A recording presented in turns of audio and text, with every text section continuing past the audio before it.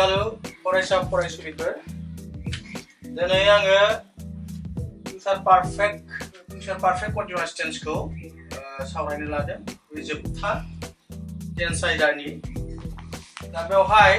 बे present perfect कन्टिनिउआस tense बे present perfect कन्टिनिउआस टेन्सआ future perfect टेन्सनि एसे सोलाय बेवहायबो बेयो खोब गोब्राब नङा एसे गोसो होब्लानो बेखौबो जोङो गोरलैयै मा खालामनो हायो सोलोंनो हायो बेवहाय future perfect continuous tense personal past second third person बेबायदि singular आरो plural बेबायदि दिन्थिनाय जादों बेवहाय नाय बे फार्स्ट पार्सनाव जाबाय I shall जोंहा आवगाय जोङो माबायाव सिम्पल फिउचार टेन्सआव जों मोनदों I shall दा पारफेक्टआव जों मा मोनदोंमोन हेभ मोनदों दा पारफेक्ट कन्टिनिउआसआव जोङो मा लाफानांगौ बे हेभनि लोगोआव बिन दाजाबनांगौ आरो जोङो दा मेन भार्ब मोनगोन राइट पारफेक्टआव जों रिटेन मोनदोंमोन बेयो मा जागोन राइटखौ जोङो मा कन्टिनिउआसआव जों खालामनोब्ला ing जों दाजाबनांगौ writing I shall have been writing दा मा फिउचार पारफेक्ट कन्टिनिउआस टेन्सआ अराय जाबाय थागोनखौ मा खालामो फोरमायो अराय इयुनाव जाबाय थागोन जाय बाथ्राया फोरमायो बेखौनो फिउचार पारफेक्ट कन्टिनिउआस टेन्स होननानै बुंनाय जायो मिथिनाय जायो दा बेबायदिनो फार्स्ट सिंगुलार नाम्बाराव I shall have been eating I shall have been writing बेवहाय मा we will have been writing बेबायदिनो सेकेन्ड पार्सनाव जाबाय you will have been writing बेबायदि थार्ड पार्सन सिंगुलार नाम्बाराव he she आरो राम बा it नाउन दा बेबायदि बिसोरनि बेयावबो बिदिनो जागोन will have been writing he will have been writing she will have been writing बेनि बां सानद्राया मा they will have been writing बेबायदि जों मोनो दा जोङो बे बाथ्राखौ गोसोआव लाखि फिउचार पारफेक्ट कन्टिनिउआस टेन्स बेखौ आं माबायदियै जोङो सेन्टेन्सआव मा बाहागोआ आवगाय जेरैबायदि फोरोंदों साबजेक्ट प्लास बिभार्बा जों बिभार्ब लानांगोन बेनि लोगोआव बिभार्बजों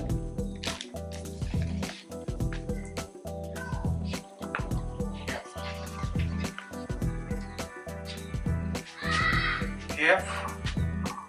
बेयाव दाजाबखानांगौ होननानै मा बुंदोंमोन आङो बिनखौ जों दाजाबखानांगौ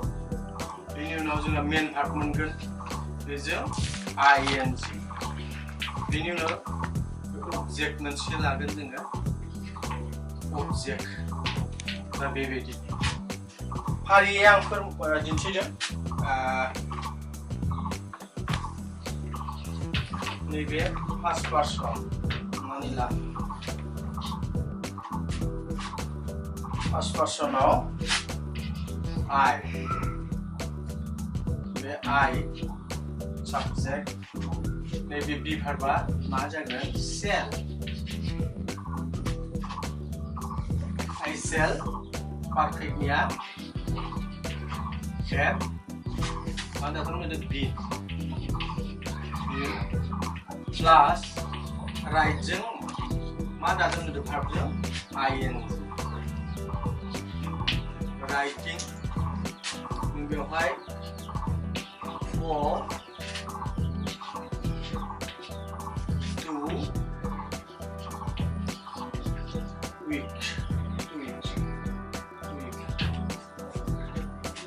सप्तानैनि थाखाय बे अबजेक्टखौ जों बेबायदि मोनगोन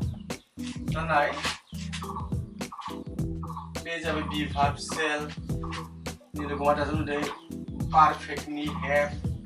जों मा दादोंनो the been बेनि उनाव verba मा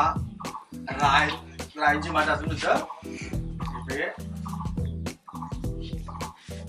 ing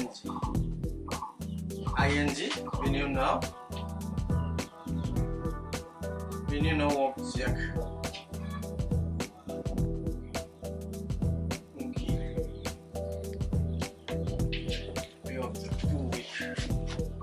Mas mengenai takai I shall have been writing for week. Mas mengenai सप्तानै आं नोंनिसिम लिरबाय थागोन बेखि नों जरायलांबाय थागोन मा लिरगोन मा लिरगोन बेनि उनाव बां सानद्रायाव we will have been writing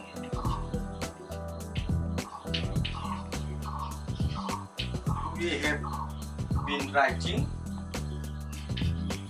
for 2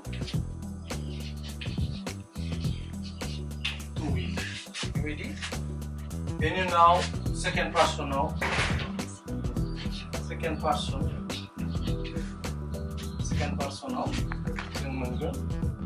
You will have been writing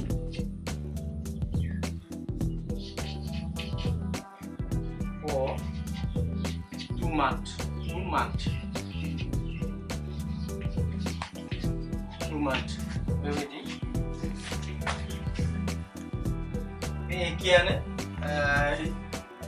You will have been writing for 2 months.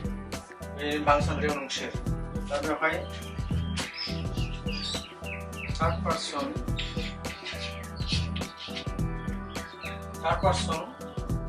singular number आवहाय जोङो मा मोनगोन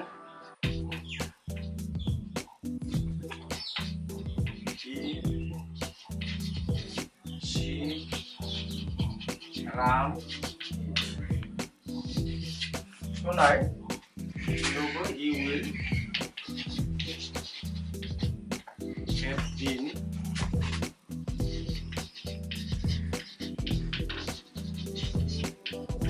writing next week.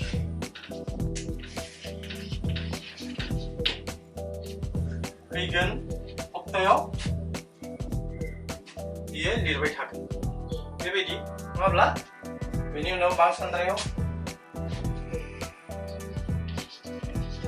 they will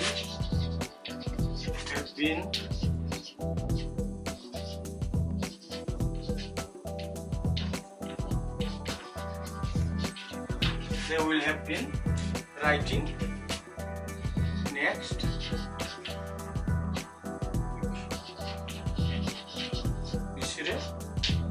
बिसोरबो next हप्तायाव लिरबाय थागोन बेबायदि future perfect tense continuous tense को खालामनाय जायो गोसोआव लाखि present perfect continuous tense आनो जा past perfect continuous tense आनो जा थिग बेबो बेबायदिनो खालि बेनि जि फर्म बेनि जि नियम बेखौल'सो मोजाङै गोसोआव लाखिनानै जों बेबायदि सेन्टेन्सखौ साजायलांनांगोन दा बे मोनब्रै सेन्टेन्सखौ आङो होमवर्क हिसाबै नोंसोरनो होदों बेखौ गावबा गाव न'आव फिल आप खालाम आवगाय आं जेरैबायदि फोरोंदों बेबायदिनो बबेयाव मा नांगौ बेखौ फज'ब्लानो जाबाय दा बेखिनियावनो आङो फैयै जा टेन्स आयदा बे टेन्स आयदानि मोनफ्रोमखौबो सावरायबाय बेहाय जोबफैबाय गासै जोंहा मोनबेसे टेन्स दंमोन मोनथामखौबो जोङो मोनब्रै बाहागो खालामदोंमोन बे गासैखौबो जोङो सावरायजोबबाय दा बेनि उनाव नोंसोरो गावबा गाव गोसो होनानै न'आव सोलों आरो माबायदि बे टेन्सनि बाथ्राफोरखौ माबायदि दानाय जायो बेखौ फारि फारि नाजाबाय था। दिनैनि बे